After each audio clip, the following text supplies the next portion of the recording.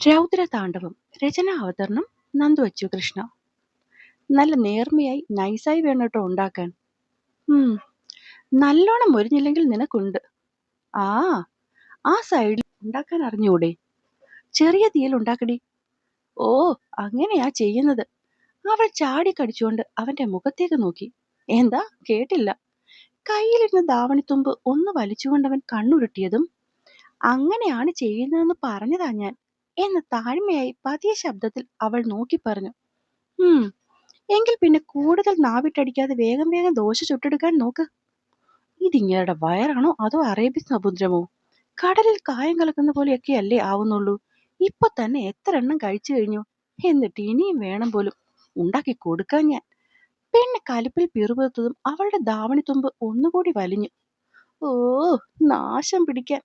മുഖത്തുണ്ടായിരുന്ന ദേഷ്യം അത്രയും മറച്ചുകൊണ്ട് അവൾ ദയനീയമായി അവനെ തിരിഞ്ഞു നോക്കി. ഇനിയും വേണോ ചേട്ടാ? നിന്നോട് ഞാൻ ഇപ്പൊ കൂടി പറഞ്ഞതല്ലടി വെറുതെ കിടന്ന് ചിലക്കരുതെന്ന്. ദേഷ്യം പിടിച്ചവൻ ചോദിച്ചതിന് അവൾ വെറുതെ തലയാട്ടി.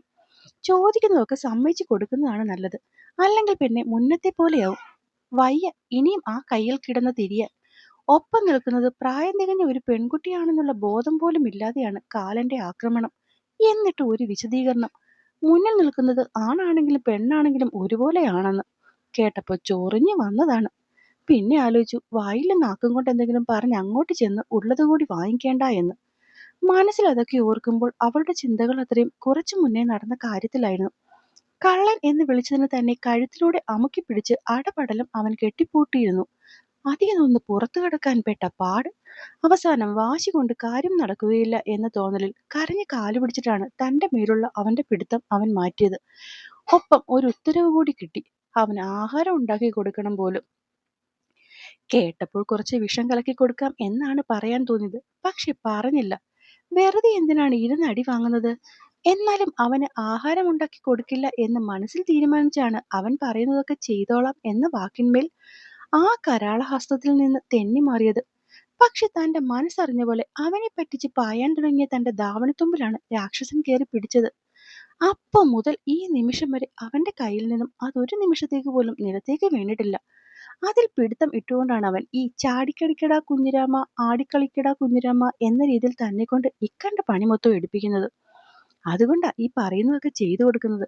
അല്ലെങ്കിൽ പിന്നെ ഈ വട്ടന് ചെയ്തു കൊടുക്കാൻ തനിക്ക് ഭ്രാന്താ? പെണ്ണൊന്ന് ഞൊടിഞ്ഞു. ശരിക്കും പറഞ്ഞാൽ വല്ലാതെ ഉറക്കവും വരുന്നുണ്ട്. ഈ വീട്ടിലെ ബാക്കി എല്ലാ മനുഷ്യരും കുംഭകർണനെ പോലെ ഉറങ്ങുമ്പോൾ താൻ മാത്രം ഒരുത്തര് ദോശയും ചട്നിയും കോഫിയും ഉണ്ടാക്കി കൊടുക്കുന്നു. അതും നേർമയുള്ള ചുട്ട് ദോശയും ഇവിടെ ചുട്ടോണ്ട് നിൽക്കുന്നു. അവൾക്ക് സങ്കടവും ദേഷ്യമൊക്കെ ഒരുപോലെ വരുന്നുണ്ടായിരുന്നു. എന്നാൽ ഈ സമയം മുന്നിൽ നിൽക്കുന്നവളെ മാക്സിമം ഉപദ്രവിക്കുന്നതിന്റെ ഒരു സന്തോഷമായിരുന്നു വംശിയിൽ അധികം. താൻ ഇവിടെ വന്നിറങ്ങിയ നിമിഷം മുതൽ ഈ പറയുന്ന സാധനത്തിന് ഒരല്പം പോലും കണ്ണിന് പിടിക്കുന്നില്ല. അതിന്റെ കൂടെയാണ് ഇന്ന് പാർത്ഥനിൽ നിന്ന് കേട്ട വിവരണം. അവള് അനിയത്തിയാണെന്നവന്, അതും സ്വന്തം കുഞ്ഞുപെങ്ങൾ. ഇന്ന് വരെ താൻ മാത്രം സ്വന്തമായിരുന്ന ഒരിടത്ത് ഇന്ന് ഇവൾ അരികുപറ്റി മറ്റൊരുത്തി. എങ്ങനെ സഹിക്കും? കേട്ടപ്പടി പുകഞ്ഞതാണ്. അതിൽ തീ ആളി കത്തിക്കാൻ പോകുന്ന പോലെയായിരുന്നു അവന്റെ അടുത്ത കുറ്റസമ്മതം. ദേവമ്മയ്ക്ക് അവൾ സ്വന്തം മോളാണെന്ന്, അവളില്ലാതെ അമ്മയ്ക്ക് ആലോചിക്കാൻ പോലും പറ്റില്ല എന്ന്. സ്വന്തം മകനായ ഞാനില്ലാതെ ഇത്രയും കാലം ജീവിച്ച ഒരാൾക്ക് ഇന്നിപ്പോൾ അവളില്ലാതെ ജീവിക്കാൻ സാധിക്കില്ലെന്ന് എങ്ങനെ സമ്മതിച്ചു കൊടുക്കാൻ പറ്റും? അപ്പോഴേ മനസ്സിൽ തീരുമാനിപ്പിച്ചാണ് എന്തളിഞ്ഞ കളി കളിച്ചിട്ടാളിലും വേണ്ടില്ല ഈ സാധനത്തിനെ ഇവിടെ നിന്ന് പറഞ്ഞു വിടുമെന്ന്. അങ്ങനെ ആകെ അവളെ കണ്ടുകൂടാതെ നിൽക്കുന്ന അവസരത്തിലാണ് അവളായിട്ട് ഇങ്ങോട്ട് വന്ന് കയറി തന്നിരിക്കുന്നത്. അപ്പൊ പിന്നെ വിടേണ്ട കാര്യമില്ലല്ലോ. ഒരു കോഫിയും എന്തെങ്കിലും ബ്രെഡും ഉണ്ടെങ്കിൽ അതും കഴിക്കാൻ വന്നവൻ ദോശയും ചട്നിയും കോഫിയും ഒക്കെ ആക്കിയത് അവളെ ബുദ്ധിമുട്ടിക്കാൻ വേണ്ടി തന്നെയാണ്. വംശി കലിപ്പോടെ അവളെ നോക്കി. നോക്കുമ്പോൾ കാണുന്നത് പാതകത്തിൽ ചാരി നിന്ന് ഉറങ്ങുന്നവളെയാണ്. ഡി!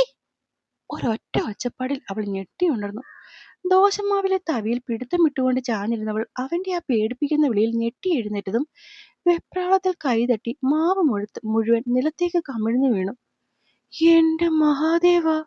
ഇനിയും മിനിമം 2 ദിവസത്തേക്കെങ്കിലും ഇഡ്ഡലി കോരിയൊഴിക്കാനുണ്ടായിരുന്ന മാവ് അത്തപ്പൂ പോലെ അടുക്കളയിലാകെ പരന്നു കിടക്കുന്ന കണ്ടതും സിദ്ധി നെഞ്ചിൽ കൈവച്ച് പിന്നിലേക്ക് ചാഞ്ഞുപോയി. എന്നാൽ അവളുടെ ആ നിൽപ്പും സങ്കടവും കണ്ടതും വംശിക്കുണ്ടായ സന്തോഷം ചെറുതൊന്നുമായിരുന്നില്ല. അയ്യോ, മാവ് മുഴുവൻ നിലത്തായല്ലോ! ശോ, കഷ്ടം! അടുക്കള മുഴുവൻ പരന്നിട്ടുണ്ട്. ഇനി എപ്പോ ഇതൊക്കെ തുടച്ച് അടുക്കള കഴുകി നീ ഉറങ്ങാൻ പോകും? Show, so sad. I really feel പിറ്റി for you. ഹാ, എന്തായാലും ജോലി തുടങ്ങിക്കോളും. രാവിലെ ആകുമ്പോഴെങ്കിലും അടുക്കള വൃത്തിയായാൽ മതിയായിരുന്നു. അവളെ വല്ലാത്തൊരു രീതിയിൽ പാവം വെച്ചുകൊണ്ട്, എന്നാൽ ഉള്ളിലുള്ള പുഞ്ചിരി അല്പം പോലും മറയ്ക്കാതെ വാംശി അവളെ നോക്കിക്കൊണ്ട് അടുക്കളയിൽ നിന്നും പുറത്തേക്കിറങ്ങി. രാക്ഷസൻ, രാവണൻ, മനസാക്ഷി തൊട്ട് തീണ്ടിയില്ലാത്ത മഹാഭാവി, തന്റെ മരണം എന്റെ കൈകൊണ്ടാണടോ. തന്നെ കളിയാക്കി ഇറങ്ങിപ്പോകുന്നവനെ പ്രാഗിക്കൊണ്ട് അവൾ നിലത്ത് കിടക്കുന്ന മാവിലേക്ക് നോക്കി. എന്നാലും എന്റെ മഹാദേവ, എന്നോടിങ്ങനെ വേണ്ടായിരുന്നു. ധൃതി പിടിച്ച് താഴേക്കിറങ്ങി വരുന്നവൾ ഇടതുഭാഗത്ത് തന്നെ നോക്കിയിരിക്കുന്നവരെ സത്യം പറഞ്ഞാൽ കണ്ടില്ല. കാരണം നടക്കുകയല്ലായിരുന്നു, അവൾ ഒരു തരത്തിൽ പറഞ്ഞ് ഓടുകയായിരുന്നു. ഈ വീട്ടിലേക്ക് വന്നിട്ട് ഇത് ആദ്യമായാണ് ഇത്രയും ലേറ്റ് ആവുന്നത്. സത്യം പറഞ്ഞാൽ രാവിലെ കണ്ണു തുറക്കുമ്പോൾ ജനാലയിലൂടെ കടന്നു വന്ന വെട്ടം കണ്ട് ശരിക്കും പറഞ്ഞാൽ ഞെട്ടിക്കൊണ്ടാണ് ചുവരിലെ ക്ലോക്കിലേക്ക് നോക്കിയത്. അവിടെ സമയം കണ്ടതും ഒരു നിമിഷം ശ്വാസം പോലും നിന്നുപോയി എന്ന് പറയാം. 8:30 കഴിഞ്ഞിരിക്കുന്നു. പിന്നെ എങ്ങനെയൊക്കെ ഓടി പിടിച്ച് കുളിച്ചോന്ന് വരുത്തി താഴേക്ക് പായുകയായിരുന്നു. ഓടുന്ന ഓട്ടത്തിൽ എല്ലാവരും എന്തു പറയും എന്നാലോചിച്ച് വിഷമിച്ച മനസ്സിനെ ഒന്നും പറഞ്ഞ് സമാധാനിപ്പിക്കാൻ ഇല്ലാത്ത പോലെ അവളുടെ കയ്യും കാലും തളർന്നിരുന്നു. എത്രയൊക്കെ സ്വാതന്ത്ര്യവും അവകാശവും തന്നു എന്ന് പറഞ്ഞാലും പറഞ്ഞു വരുമ്പോൾ ഇവിടെ നിൽക്കുന്ന ജോലിക്കാരിയുടെ കൊച്ചുമകൾ തന്നെയല്ലേ താൻ? ഓരോന്നൊക്കെ ആലോചിച്ച് സങ്കടം വന്ന് കണ്ണു നിറഞ്ഞാണ് അവൾ അടുക്കളയിലേക്ക് ചെന്ന് കയറിയത് തന്നെ. ഇതിനിടയിൽ തനിക്ക് ഈ ജാതി പ്രശ്നങ്ങളെല്ലാം ഉണ്ടാക്കി തന്നവനെ മനസ്സുകൊണ്ട് 1000 വട്ടം അവൾ ചീത്ത പറയുന്നുണ്ടായിരുന്നു. ഇന്നലെ രാത്രി അവൻ ഒറ്റയൊരാൾ കാരണമാണ് തന്റെ കയ്യിൽ നിന്നും ആ മാവ് നിലത്തേക്ക് വീണത്. ഉഴുന്നരച്ച മാവായതുകൊണ്ട് തന്നെ എത്ര വട്ടം കഴുകിയിട്ടാണെന്നോ അവിടുത്തെ കറയൊന്ന് പോക്കിയത്. അത്രയും നന്നായിട്ട് കഴിയില്ലെങ്കിൽ ഉണങ്ങിക്കഴിയുമ്പോൾ വീണ്ടും അവിടെ വെള്ള പടരും. അതുകൊണ്ടാണ് 2-3 വട്ടം കഴുകിയിട്ടും പിന്നെയും താൻ ഒന്നുകൂടെ കഴുകിയത്. ഒക്കെ കഴിഞ്ഞ് നടു പൊട്ടുന്ന പോലെ തോന്നി. അടുക്കളയിൽ നിന്നിറങ്ങുമ്പോൾ സമയം 4 മണി. സങ്കടവും ദേഷ്യവും വൈരാഗ്യവും ഒക്കെ കൊണ്ട് ആ ചെകുത്താനെ കുത്തിക്കൊല്ലാൻ തോന്നിയ നിമിഷം. പക്ഷെ അവനെ കൊല്ലാണെന്ന് ചിന്തിക്കാൻ പോലുള്ള ആരോഗ്യം ആ നിമിഷം ശരീരത്തിൽ ഉണ്ടായിരുന്നില്ല. പാതി ഒടിഞ്ഞ ശരീരവുമായി എങ്ങനെയൊക്കെ പോയി കട്ടിലിൽ കിടന്നതാണ്. രാവിലെ അമ്മമ്മ 2-3 തവണ വിളിച്ചുവെന്ന് തോന്നി. കണ്ണു തുറക്കാൻ പറ്റണ്ടേ? ഓരോരോ ചിന്തയിൽ അടുക്കളയിലേക്ക് ചെന്നവൾ സത്യം പറഞ്ഞാൽ അവിടെ നോക്കിയിരിക്കുന്നവരെ കണ്ടില്ല. അവൾ നേരെ പോയി ചാടിയത് അമ്മമ്മയുടെ മുഖത്താണ്. അവളെ കണ്ടതും അമ്മയുടെ മുഖത്ത് ദേഷ്യം ഇരച്ചു കയറി. ഇങ്ങനാണോ സിദ്ധി നിന്നെ ഞാൻ വളർത്തിയത്? അതും ഇത്രയും നേരമൊക്കെ കിടന്നുറങ്ങുക എന്ന് വെച്ചാൽ? ഈ വീട്ടിലെ കുട്ടിയൊന്നുമല്ല നീ ഇങ്ങനെ തോന്നുമ്പോൾ ഇറങ്ങി എഴുന്നേറ്റ് വരാൻ. നീ ഇവിടുത്തെ വെറും ജോലിക്കാരിയാണ്. ആ ഓർമ്മ പോലും ഇല്ലാതായോ നിനക്ക്?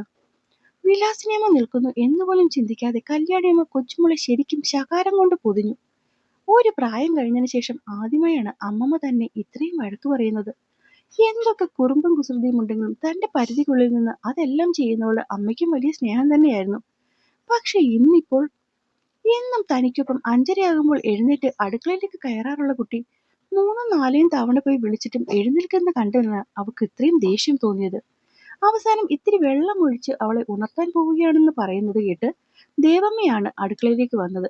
എന്നും സമയത്തുണരുന്ന കുട്ടി ഇന്ന് എഴുന്നേറ്റില്ലെങ്കിൽ അതിന് വയ്യായിരിക്കും, കിടന്നുറങ്ങിക്കോട്ടെ എന്നുള്ള അവരുടെ ഒറ്റ വാക്കിലാണ് പിന്നീട് പോയി ശല്യം ചെയ്യാഞ്ഞത്. പക്ഷെ അപ്പോഴും കരുതി ഒരു 6:30-7 മണി ആവുമ്പോഴേക്കെങ്കിലും എഴുന്നേക്കുമെന്ന്. ദൈവമ്മയുടെ വിലക്കുള്ളത് കൊണ്ട് പോയി വിളിക്കാനും കഴിയുമായിരുന്നില്ല. സ്വന്തം സ്ഥാനം ആ വീട്ടിൽ നന്നായി അറിയുന്നവർക്ക് അവളെ ഇപ്പൊ കാണുന്നത് വരെ മാനസിക വിഷമത്തിന്റെ പുറത്താണ് ഇത്രയും വഴക്ക് പറഞ്ഞത്. പക്ഷെ മറുത്തൊന്നും പറയാതെ നിന്ന് കരയുന്നവളെ കണ്ടപ്പോൾ ഉള്ളു പിടയുകയും ചെയ്തു. ആ നേരത്താണ് പാർത്ഥൻ കയറി വരുന്നത്. ആഹാ, വന്നല്ലോ ദേവമ്മയുടെ പൊന്നുമോൾ. നിറഞ്ഞ ചിരിയോടെ അകത്തേക്ക് കയറി വരുന്നതിന്റെ തൊട്ടു പിന്നാലെ ഉണ്ടായിരുന്നു ദൈവമ്മയും. അവരെ രണ്ടുപേരെയും ഒരുമിച്ച് കണ്ടതും കണ്ണു തുടച്ച് അവൾ മുഖം കുനിച്ചു. ഹേയ്, ഇതെന്നാ പറ്റി? ഇവളുടെ മുഖം എന്താ ആകെ ഒരു ശോകം? തനിക്ക് മുഖം തരാതെ തലകുനിച്ച് നിൽക്കുന്നവളെ പിടിച്ചു നിർത്തി പാർത്ഥൻ സംശയത്തോടെ നോക്കി. അതേലോ, എന്താ മോളെ, ഒട്ടും വയ്യേ? സാധാരണ തന്നെ കാണുമ്പോഴേ എന്തെങ്കിലുമൊക്കെ കിള്ളിക്കിള്ളി പറയുന്ന പെണ്ണിന്റെ മൗനം അവനെ പിന്നെയും സംശയത്തിലാക്കി. ഒന്നുമില്ല. സത്യമായിട്ട് വയ്യാഴികയില്ലേ? അവൾ പിന്നെയും തലയാട്ടി. സോറി ദൈവമേ, ഞാൻ ഞാൻ ഉറങ്ങിപ്പോയി. ഇന്നലെ അത്രയും താമസിച്ചല്ലേ കിടന്നേ, അങ്ങനെ ഉറങ്ങിപ്പോയതാ. തല കുമ്പിട്ട് അത്രയും പയ്യനെ പറയുന്നവളെ കേട്ട് ദൈവമ്മയും പാർത്ഥനും മനസ്സിലാവാതെ പരസ്പരം നോക്കി. നീ എന്താ സിദ്ധി പറയുന്നേ? രാത്രി താമസിച്ചുറങ്ങിയെന്നോ? ഇന്നലെ നീ ഞാനും ഒപ്പം തന്നെയല്ലേ പോയി കിടന്നത്? അതുവരെ അവർക്കരികിൽ നിന്ന കല്യാണിയമ്മ ചൊടിയോടെ ചോദിച്ചു.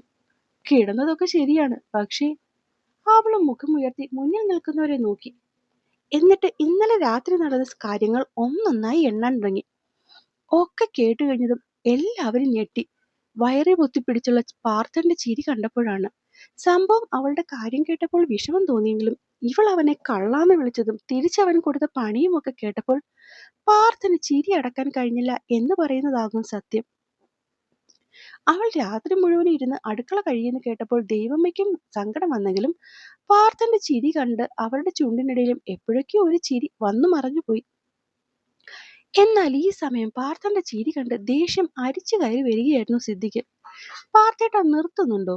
നിങ്ങളുടെ ആ അളിഞ്ഞ കൂട്ടുകാരനുണ്ടല്ലോ, രാത്രിയിൽ അത്രയും കഷ്ടപ്പെടുത്തിയെന്ന് കേട്ടപ്പോൾ നിങ്ങൾക്കും ചിരിയാ അല്ലേ? സത്യമായിട്ട് സിദ്ധി, എനിക്ക് നിന്റെ അവസ്ഥയിൽ ഒരുപാട് സങ്കടമുണ്ട്. എന്നിട്ടാണോ എന്നെ ഇങ്ങനെ കളിയാക്കി ചിരിക്കുന്നത്? എടി കുഞ്ഞെ, ഇത് കളിയാക്കി ചിരിച്ചതല്ല. അവനെ കേറി നീ കള്ളാന്ന് വിളിച്ചിട്ടും ഇപ്പോഴും നീ ജീവനോടെ ഉണ്ടല്ലോ എന്ന സന്തോഷത്തിൽ ഞാനങ്ങ് ചിരിച്ചു പോയതാ. ഉവ്വ ഉവ്വ, സമ്മതിച്ചു. അവള് ദേഷ്യത്തിൽ മുഖം വെട്ടിച്ചു. പാർത്ഥേട്ടൻ നോക്കിക്കോ, ഒരു ദിവസത്തെ എന്റെ ഉറക്കം മുഴുവനും കളഞ്ഞ് എന്നെ ഇത്രയും കഷ്ടപ്പെടുത്തിയ ആ രാവണന് ഞാൻ 8ന്റെ പണിയാ കൊടുക്കാൻ പോകുന്നത്. കിട്ടിയതൊന്നും പോരാതെ വീണ്ടും ചെന്ന് കേറി കൊടുക്ക്. മിക്കവാറും അവന്റെ കൈകൊണ്ടാവും നിന്റെ അന്ത്യം. അതും പറഞ്ഞുകൊണ്ട് പാർത്ഥൻ അവളുടെ തല ഒന്ന് കൊട്ടിയതും പാർത്ഥ എന്നുറക്കെയുള്ള ശബ്ദം തളത്തിൽ കേട്ടു. രാവണന്റെ ഒച്ചയെടുത്തുള്ള ശബ്ദം അത്രയും ദൂരേന്ന് കേട്ടതും പെണ്ണ് പിടഞ്ഞുകൊണ്ട് അങ്ങോട്ടേക്ക് എത്തി നോക്കി.